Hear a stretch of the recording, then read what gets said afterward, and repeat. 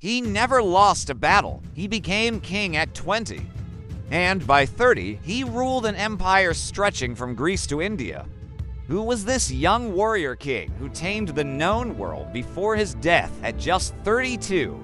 This is the story of Alexander the Great, the man who became a legend. Alexander was born in 356 BC in Pella, the ancient capital of Macedonia.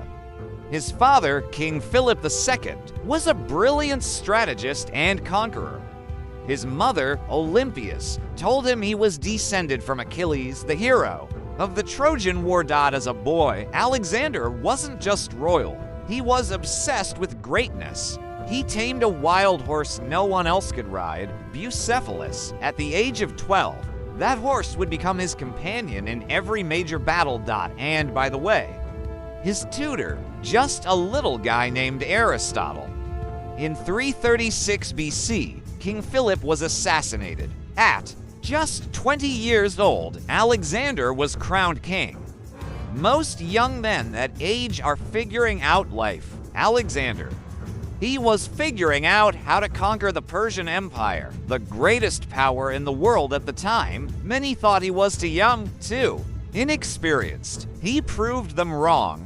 Fast. Alexander led his army across the Hellespont into Asia, his first major battle, Granicus River, where he crushed a much larger Persian force. Next came Issus, and then the Siege of Tyre, where he built a causeway into the sea to conquer an island.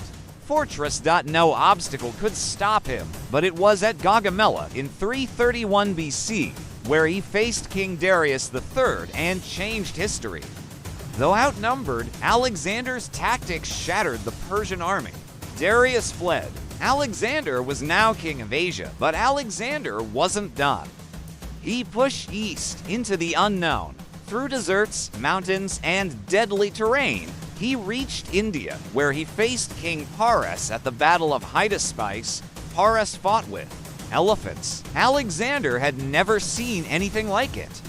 But still, he won. After years of non-stop conquest, Alexander's men begged him to turn back. They were exhausted, so finally he agreed. Back in Babylon, Alexander began planning his next campaign. Maybe Arabia, maybe beyond. But suddenly, in 323 BC, he fell ill, fever, pain. And within days, he was gone. He died at just 32 years old. Some say it was malaria, others believe poison, but no one knows for sure. What he left behind was chaos. His empire was so massive, no one could hold it together. It fractured, but his name lived on.